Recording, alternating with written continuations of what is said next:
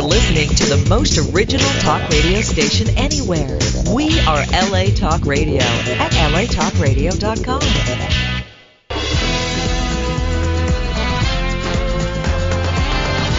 You're listening to Oscar's Guitar Shop with Oscar Jordan, right here on LA Talk Radio. No, we're not homosexual, but we are willing to learn.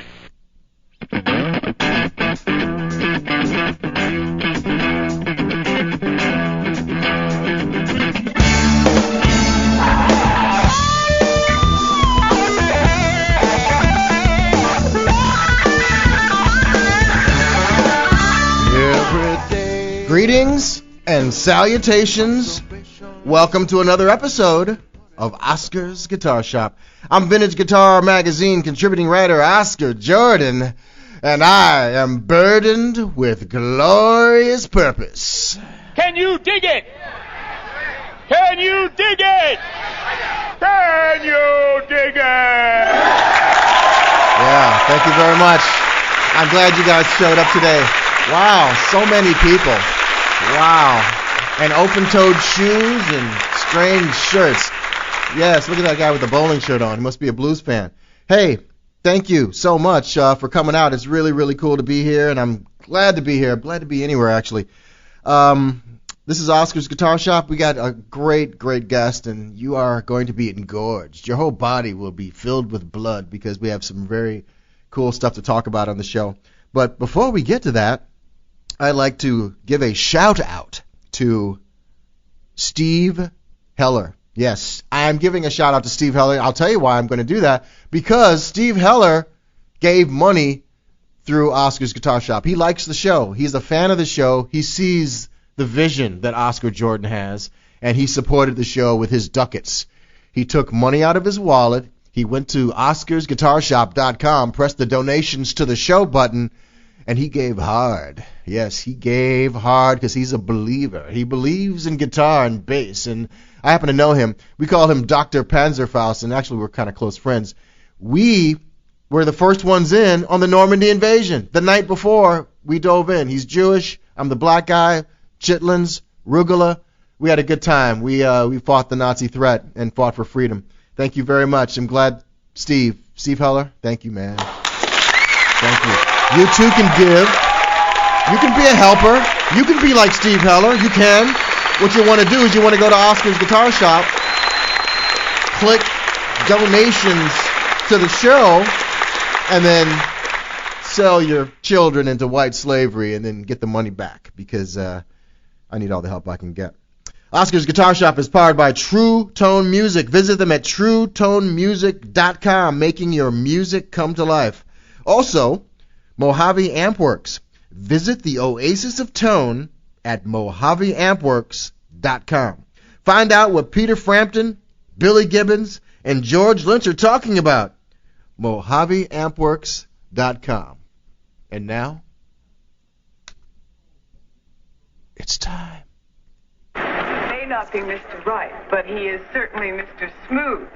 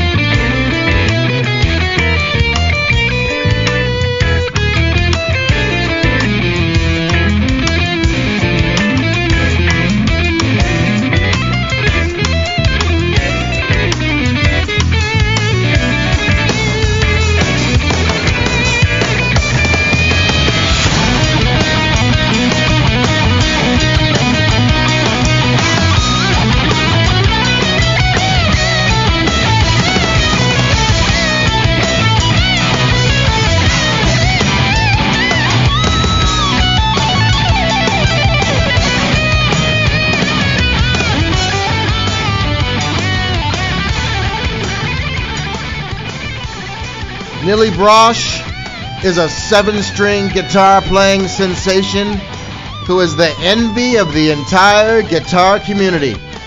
She's a Berklee College of Music grad and has performed with Stu Hamm, Guthrie Govan, Pat Travers, and Andy Timmons, and wears attractive boots on stage.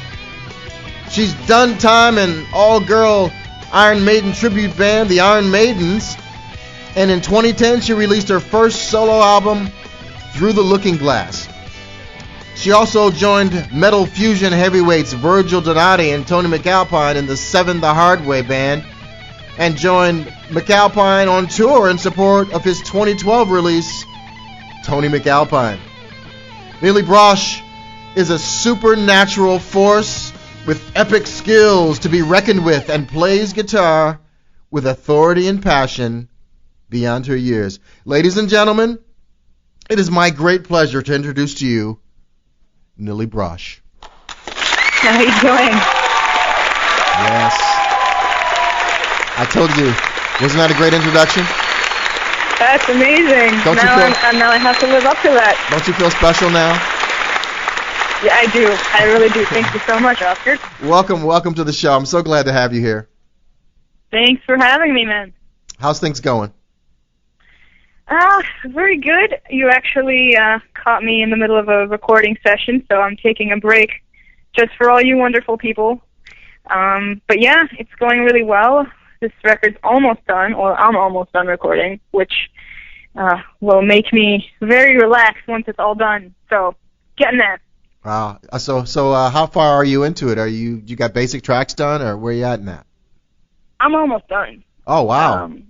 Yeah, I mean it's been a long process, so it's not like it's been quick and all of a sudden I'm almost done. It has been a long journey, but yeah, I should be finished recording in the next couple of weeks, and then I am still waiting on some other parts, and mixing, mastering is going to take a while. But for the most part, I think once my part is done, or my main part is done, I think I'm going to feel a little bit more chillaxed.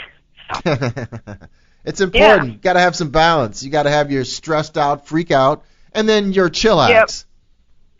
Yep. Yeah, well, the former feels more right to me than the latter, or more familiar with that. But I'm working on it. On it. So what can we expect compared to your first record that you released? Well, it's funny that you asked me that, because I was just thinking that as I was listening to that track, which I haven't heard in a long time. It was called Placebo, by the way. Mm-hmm. Came pretty distorted on my phone, but I think I still heard the bulk of it, and I didn't really remember everything. But I think I would say it's more or less along the same lines, but more developed as far as the genre goes, and whole new class of players on this record. So, they're kind of bringing me to the next level, or forcing me to play at a better level. So, I was just trying to write the best tunes that I could write, and that was the main focus. I focused more on the tunes than the solos. The solos kind of came secondary to me. I felt like the music is more important than, some guitar wanking that you may or may not want to hear. So yeah, it's definitely more tune oriented, but I'm happy with the solos as well. So I think it'll be cool. I think people will like it. Now you have your own touring band. Are you using them on the record? Not on this record. This record has some great players who I'm very, very fortunate and blessed to call friends of mine. We have some great drummers, Marco Miniman, Virgil Donati, Achilles Priester. Got some great players, Brian Beller, Stu Hamm, Anthony Crawford, who also plays with Alan Holdsworth. We got Alex Argento on keys. It's gonna be really cool. Oh, and I'm gonna play guitar. That's good. I'm glad of that. Well, yeah, I think I'm doing hopefully all of the guitar parts if I have time. But yeah. It's good. Because you had Andy Timmons last time on the first record, right? Yeah, he's the loveliest guy, and a great friend of mine. I'm just such a huge fan of his, and he was a great, huge influence on me in my earlier years, and very responsible for how I play today, I think. And so he graciously agreed to do a guest solo for me on my first record, which was so awesome, and I love him for that. And yeah. Yeah, that's cool. But I got greedy this time, so. Oh yeah, Nah, well, kidding. you got some heavy hitters, and it all comes together now because I know you're a big Andy Timmons fan because if people in Radioland, if you go to YouTube, you cover "Headed for a Ditch," which is not an easy song, and you nail it. Yeah, it wasn't. Thank you. Thank you. And that was actually after that record was already out. Right. But I guess it's a testament to once a fan, always a fan. I know Andy pretty well now, and we've been friends for several years. But the fact that I'm a fan kind of never changes, and I'm still so in awe of his playing whenever I listen to it. So every once in a while, I just get super inspired and have to cover another song. So, but hey, that cover's actually pretty old now too. Yeah. But you never know. You never know. I love Andy's playing so much, so I'm sure I'll get struck with that same kind of inspiration at some point soon. Anyway. Yeah. Well, I like I said, but in my pre-interview, I just wanted to let you know that I hate you because I hate you too. There's a love-hate because I have underwear older than you, and you are so talented. It's amazing. Thank you. And Thank you and so then much. you're playing with my favorite drummer, and I love Dennis Chambers. It's like because we talk about a lot of drummers on this show, even though it's a guitar show, and the most recognized names that we keep dropping again and again is Dennis Chambers and Virgil Donati. I can't blame you. I'm a hardcore. I would have Virgil Donati on my show just to talk about anything. I would talk about shopping for shoes, anything. Because I'm just such a huge fan. I'm a huge Planet X fan, and I think I call him the master of time. I think when we were emailing years ago, I used to rehearse with this drummer in North Hollywood, and he used to rehearse right next door to Virgil Donati. Right. And it was just like all day long in the hot sun, all you heard was this click, click, click, click, click, click, and that was Virgil just playing the shit out of the drums to a click all day long. And I'm like, God, he's amazing. He's just amazing. Well, it wasn't just back then. That's still going on. I mean, I just heard it yesterday, so it's still going on every day to a click. Yeah, but yeah, I can't blame you, man. He's so phenomenal. So did you you've had experience because you did the first record that's behind you. Right. You've been playing. You played with Tony, and that's like got to be a mind-blowing experience. Iron Maidens. You played with Iron Maidens. Did you have a battle plan for or a creative idea for how you wanted this next record to sound like? Did you have a kind of a concept going in? Actually, not at all. I don't think that's really the way that I work, compared to some people. I think, one of my main goals is always just to, write the best music I can. I've always liked good hooks. That's what draws me in, and I still believe that has to be there in some form, whether it's the riff or usually the melody, the chorus. But that's still kind of my search after the Holy Grail day in, day out. And even with this record, I'm just like, I still haven't found a perfect hook yet, and it'll keep me up at night, many nights. But I'm happy with the way that this is coming out, and it's been a labor of love, and it's been a long journey, and I can't wait till it's done, honestly. Now let's be clear. Now, are you the kind of person that does a demo for yourself, and then you kind of recreate the demo with all the bells and whistles, or are you composing as you're recording? It's more of the former. Like I'll come up with the ideas, and I'll put together the demo just to complete the ideas more or less, and then I'll send it to whoever's playing on it. And once they get me, the real drums, and the final drums and bass and keys or whatever, I'll kind of go back and rehash the stuff according to what they give me back, because I find that gives me inspiration for ideas that weren't necessarily there before, because now there are new rhythmic ideas and new harmonies being implied sometimes that I wouldn't have thought of until those drums and bass and keys are there. So usually that's what happens. Once I get the tracks back, it kind of turns into not necessarily something else, but it evolves a great deal. And I found that happen a lot with the solos, that my soloing ideas kind of changed, or at least namely in the phrasing. And I was like, I don't know, I was never coming up with this before, and then I realized that I was just kind of intuitively following Virgil stills or something like that, and I'm like, okay, that makes sense. That wasn't there before because of that. So I think that works for me, working that way. Just kind of coming up with the basic idea, and once I get something back, just take it the rest of the way, wherever it goes. So I don't know if it's always going to be that way, but that's the way it's been with this record, and I think it was the right thing to do, at least for now. Yeah, it sounds very organic because you're bouncing your creativity off of a live human being. You know what I mean? Right. And it kind of grows. You know. And who better to bounce it off of, right? The Master of Time. Yes, Alien Hip Hop. I love that. You know, because I love that song, that tune. That's one of my favorite tunes that Virgil does, and I know you do. I just love that tune, and if you go to YouTube, ladies and gentlemen, and look for that, you'll see Nili playing the shit out of that tune. It's very, very cool. Thank you. And speaking of cool tunes, that's going to be a whole new arrangement. Yeah, and you said that he was giving you new stuff to do with it, as opposed to just copying the Planet X version. Yeah, there's like a whole story behind that. I don't know if you want me to indulge in that or not. Well, let me. Excuse me? I'm going to let you. I'm going to let you tell the story, but first. Okay. I want people to know all about you, so I want to play this cut. This tune is the title track from your first record, and it goes a little like this.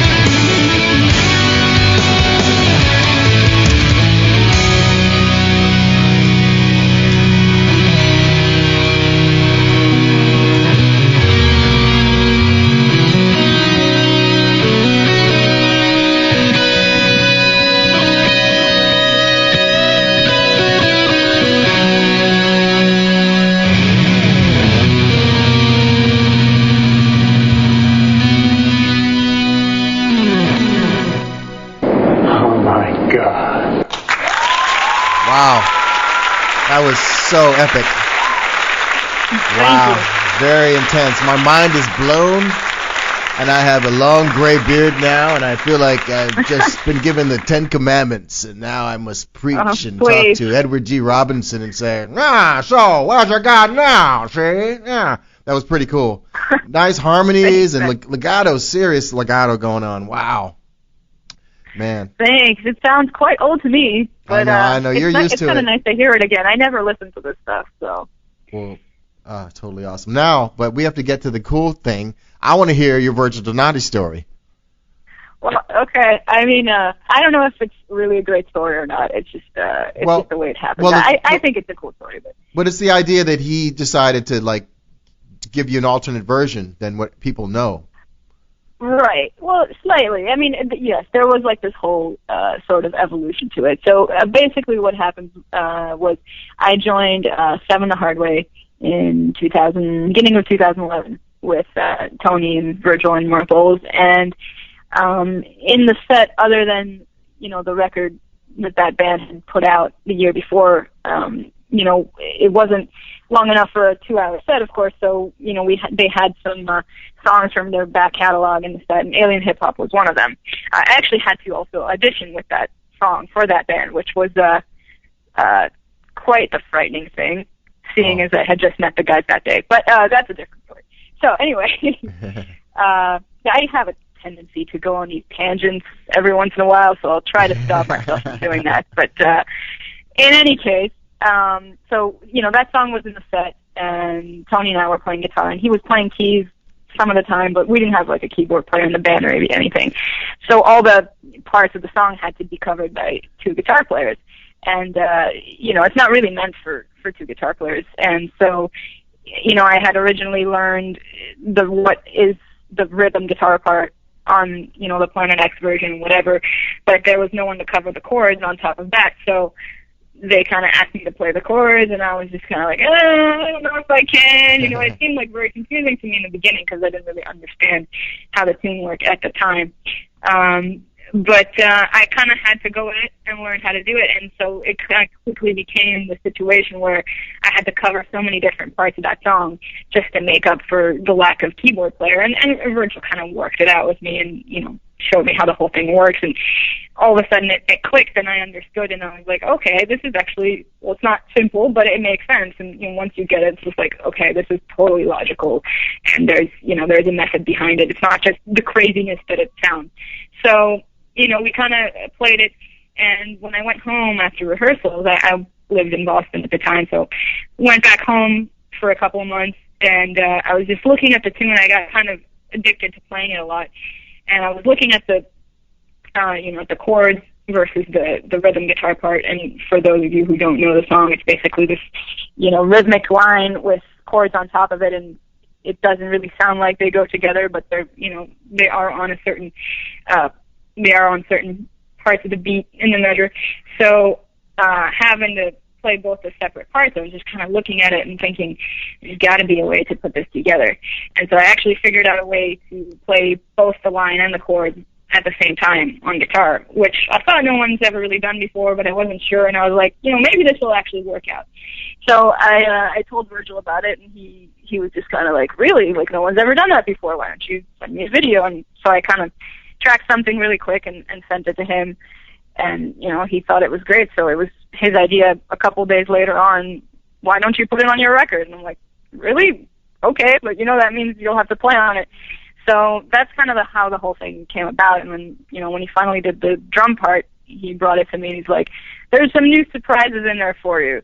So he just kind of rewrote some of the stuff in the middle, and there's new stuff in it, which I now am realizing has really nothing to do with the rest of the story. But that's how it came. Well, that's a cool story. Well, the thing about him is that he plays guitar too, correct? No, he plays piano.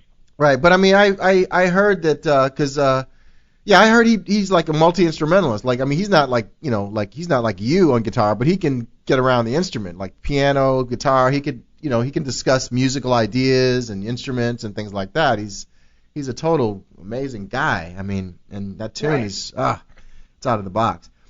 Yeah, it is. sure is. Yeah. Well, I wanted to back up a little bit because I know you're originally from Boston, correct? Well, I'm originally from Israel, but Right. My family moved to Boston when I was 12 years old, and that's where I spent half my life and went to college until I moved here to LA about a year ago. And what was like your initial inspiration for guitar?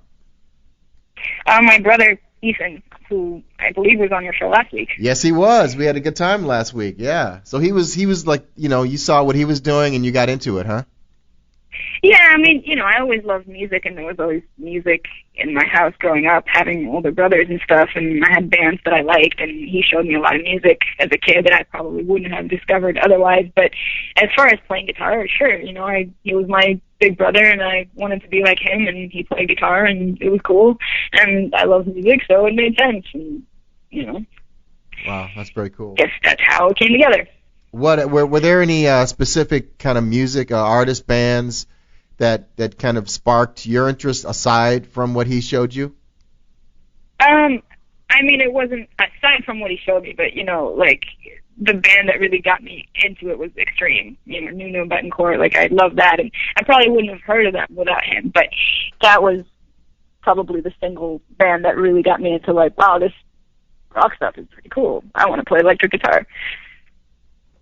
Yeah, Porn and Graffiti. Yeah. I'm a huge Nuno fan too. He's just he's got this great funk sensibility with his exactly. shredding. That's my all-time favorite album. That's the single-handedly the album that got me into it. So. Yeah, it's like opus. It's a total opus for that band. They're just totally out of the box. I love him very much. And so then, because you have the Brosh gene pool, you excelled on the instrument way beyond normal people who are still wearing helmets and they just can't think correctly, and they have drill buckets on because they're not as quick as you. So did you just pick it up really fast? Would you consider yourself a prodigy, or how was that? Oh God, no. You just worked hard, huh? Excuse me? You worked hard. Well, yeah. I mean, I like to think that I still do. I mean, that's really what I care about at the end of the day. I don't know. Like people see me in different ways. It's not really how I think of it. Like I just like music and I want to get better. I don't really think of myself in any way like you just described. Although, thank you. That's very nice of you. I mean, I did start playing guitar when I was very young. Like I had my first little classical guitar lessons when I was 7, 8, of course not taking it very seriously, but I used some, open chords and stuff like that when I was very little, and then, I would just kind of quit and come back to it and take a few lessons here and there because I was a kid, I didn't really, wasn't really serious. But then when I was about 12, that's when I discovered Extreme, and I really wanted an electric guitar, and I got an electric guitar, and I had some lessons every week growing up, but I really only got serious about it in high school, and that's when I discovered Maiden and discovered that I could actually attempt to play the music that I was actually listening to. And I think that sparked the actual practicing part to come through and put in the work. And so since then, I kind of did everything by ear. I just tried to learn anything that I could get my hands on that I wanted to play. And at first it didn't work. But Maiden was a good springboard into that, and I still love Iron Maiden a lot, obviously, since I play in a tribute band. But, yeah, so from there on, it just kind of, I tried to do things by ear as much as I could, and it's still the quickest way that I learn everything, even if I have the chart. Like, I'd still rather the sound file. Yeah. But, yeah. Are you, I'm assuming you're no longer in Iron Maidens, correct? I mean, I was never a permanent member. Right. I've been kind of a sub for the last 3 years, and actually I'm playing with them tomorrow in Utah, for which I have a very early flight. I don't like that. But it's actually kind of a special gig because I usually play all the Dave Murray parts, and this is very likely a one-time thing where I'm going to get to play all the other parts, all the Adrian Smith parts, which are usually played by Courtney Cox, who's a great guitar player. Oh, yeah. And this time I got to learn all that stuff, and so I'm very excited to play that tomorrow. That's great. So you get to play. So yeah. You get to play the intro riff or lick, I should say, to "Wasted Years," right? Yeah, just this one. That's great. I love that. I'm a Maiden fan too. That tapping part, that little din. Oh, I love that. That's very cool. What's your favorite Maiden album? It's always been a toss-up between Power Slave and Seventh Son, and I can never decide. Like, I'll go back and forth always, and I'm like, no, I like this one better. I don't know. I mean, there's very different records, but I think that was the heyday, more or less, that time period. And, I still can't decide. Yeah. Love both those records. And Somewhere in Time is awesome, too. Oh, but yeah. Those two really speak to me, so. Yeah, I used to wear out the live one. I used to wear that shit out. Anyway, speaking of cool music, which we are, I'm going to play another track from your first record. Goes a little bit like this.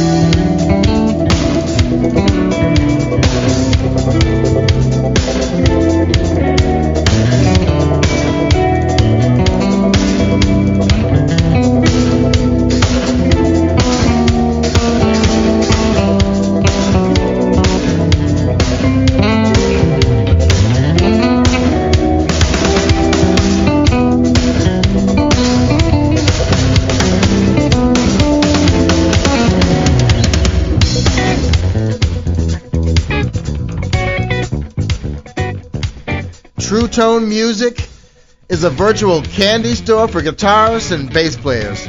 They're world famous for having the best selection of new, used, vintage guitars in the Los Angeles area.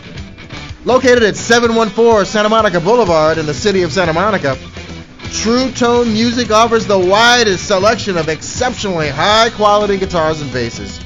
They stock name brands like Fender, Gibson, Guild, Epiphone, Gretsch, and much, much more.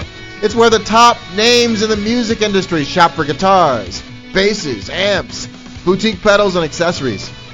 Now, whether you want to buy, sell, trade, or get guitar lessons or repairs, True Tone Music super cool staff is there to change your entire life. That's right, they will change your entire life. That's right. They'll also match any online price and back it up with top-notch customer support and service. Visit them at TrueToneMusic.com or call 310-393-8232. That's 310-393-8232. Ask for Ken. Tell him Oscar sent you.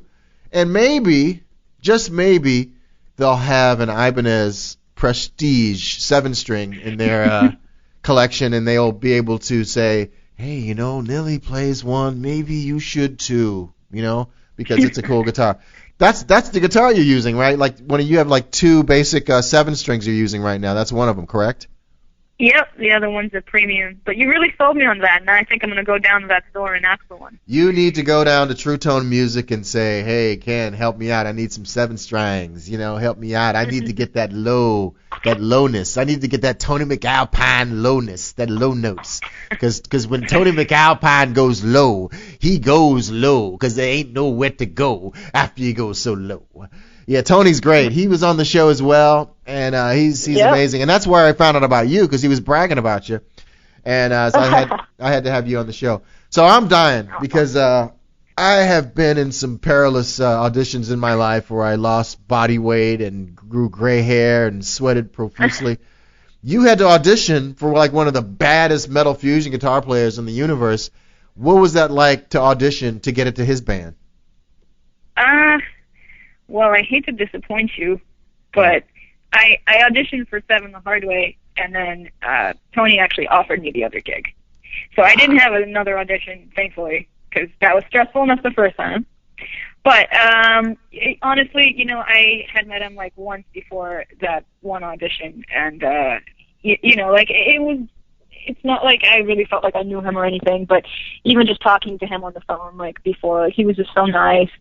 And he really made me feel comfortable and everything. So it you know, it was still stressful, of course, and everything. But I was just, you know, I felt so welcome, and so that made it easier, definitely. And you know, you know what it's like to hang with him. Like, it's just so much fun, and he's the joker of the group, always, you know, making jokes, and you know, he would like tie my shoes together on tour and stuff like that. So it makes things easier. Sometimes a little bit more annoying, but mostly easier. Yeah. So what was your audition? What did they ask you to do for Seven the Hard Way? What did they ask of you? Well, it wasn't really super organized or anything. It was just like I learned, like Tony sent me as many like just isolated guitar parts as he could find from that record, which there weren't really many of them, but I just got the record, and I didn't really have too many guidelines or anything, so I just figured I'll learn as many songs as I can, and I think I learned probably about half or 2/3 of the album, and then I had like Alien Hip Hop, which I had a chart for and stuff like that, and I just came in and we all played it. And the only stressful thing, well, okay, I shouldn't say the only stressful thing, the most stressful thing about it was, I mean, I also, you know, I don't want to make it sound like it was some kind of nightmare or anything, because it was very exciting, and I was so pumped to just get the opportunity to audition and meet the guys and just have this cool thing happen, which I couldn't tell anybody about at the time too, which was difficult. But the stressful thing was that I was already in town and I was rehearsing all the stuff because it was around NAMM and everything, and I also had like a 3-hour Maidens gig to rehearse for, so that was a whole other set. But in the midst of all that, Tony called me about like, you know, a couple of days before the audition, and they needed a new bass player too. And so we thought, you know, me and whoever bass player was going to be, you know, that we were going to audition at the same time. then Tony calls me up and he says, we decided we're not going to audition bass players at the same time, so I'm just going to play bass at your audition, and you just take all my solos. Wow. And I'm like, Damn. Thanks for the heads up. Thanks for all the notice, so I just kind of like went back into practice mode and like, all right, what can I like figure out real quick, so I kind of just tried to work some stuff out and it went okay, Obviously. But it was like that phone call, I was trying to put my best like fake game face on and be like, yeah, cool, no problem. Thanks, Tony. Thanks for calling. And inside I was like, oh no, what did you do? Well, what's a testament to your playing is that Yngwie Malmsteen auditioned for that guitar spot in Seven the Hard Way, and you beat out Yngwie Malmsteen, so you're doing pretty good. That didn't happen. Yeah, that's true. It did not happen, but it sounds good. Well, that's cool, But that's great, man. I mean, because there's, I'm sure that you were not the only one in the queue to be looked at to get to that gig, and you nailed it, and you sent everyone else. Thank you. You sent all 5,000 other people home crying because you now have the gig. Yeah, there was a line of people waiting outside the door to audition that day, and they let me go first. No, I don't know. I really don't know. It was what it was, and that's the extent of the information that I have on that scenario. I'm sure I know there were other people, but I don't know like how big of a thing it was. It was just, I showed up and we played and we gelled and that was it. So I'm very fortunate and I felt so blessed. Then it was great. It was very exciting. Yeah, and it's great that like you came in and you did your homework, but like I'm trying to like reach out to all the guitar players out there is that you do your homework and then you just be yourself. And right. And if you get it, then it's right because you fit in, and if you don't, it's just not right, and that's all you can do. Yeah. Well, that was all I could do. You know what I mean? Like I'm with like the type of personality I believe myself to have. Like I don't really do as well when I feel like everything's on the spot. Because I tend to get very nervous. So the only way that I feel comfortable doing something like that is just preparing as much as I can in advance. And I have my freak out in advance too. But that's good because it gets it out of the way and then you show up and hopefully you're fine by then. But for me, having the time to prepare is really like the only thing that I feel like is my strength. It's the other stuff that makes me feel less comfortable.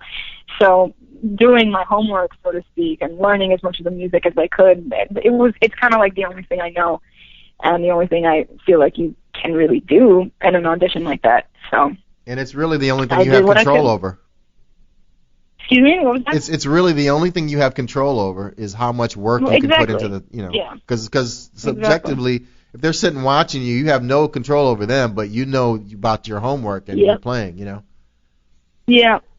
Yeah. So, and it's so funny because that audition was like, a block away from where I live now, and I didn't even think I would move to LA at that point. And it's just funny because I walk by there all the time, and it's just like a nice little memory. Like, oh, this is where it all started. Yeah.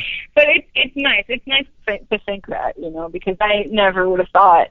Like, plus, that whole thing just came into my life so quickly because a week before that, I was a Tony fan and I never met him before. I met him before, but I never really talked to him. And then all of a sudden I had this audition like overnight. So it's kind of crazy to think about. And Tony McAlpine changed your life forever. That's amazing. He changed your life. Him and Virgil really did, in the sense that I was really just thinking about this the past week, is that they're so responsible for my musical growth over the last, 2.5 years. And like, I don't even want to think about what it would have been like if I never met them. And I would have gotten better and everything. I would have kept working on my stuff, but it just must be so different now. I don't know what it would have been like without it, but I know like they're responsible for so many things that I didn't know about 2 years ago. So, wow, I'm very grateful.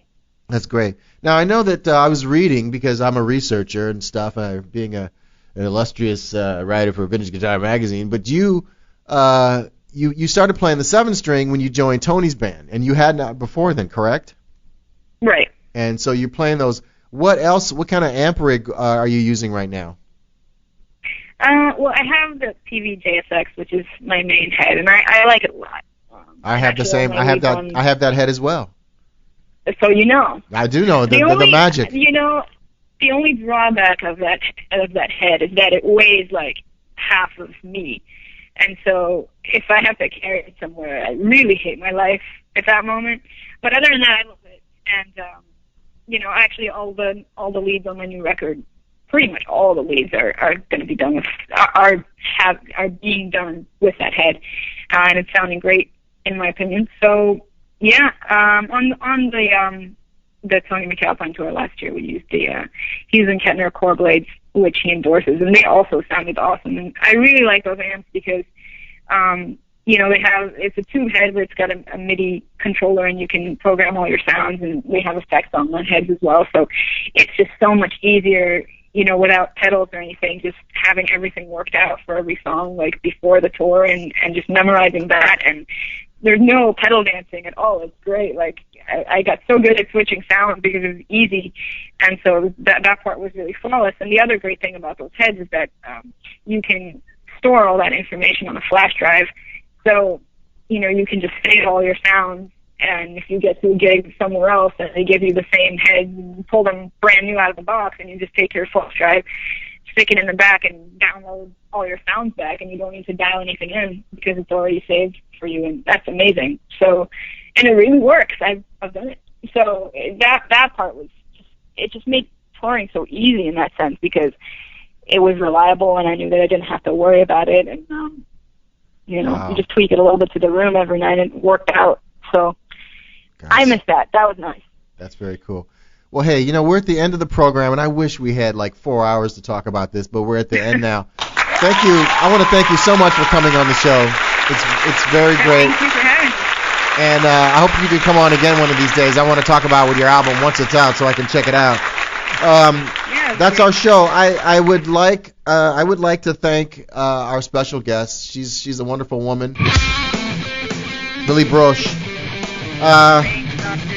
Visit Nili Brosh at nilibrosh.com. Set mind to purpose and purchase every piece of music that she has ever written.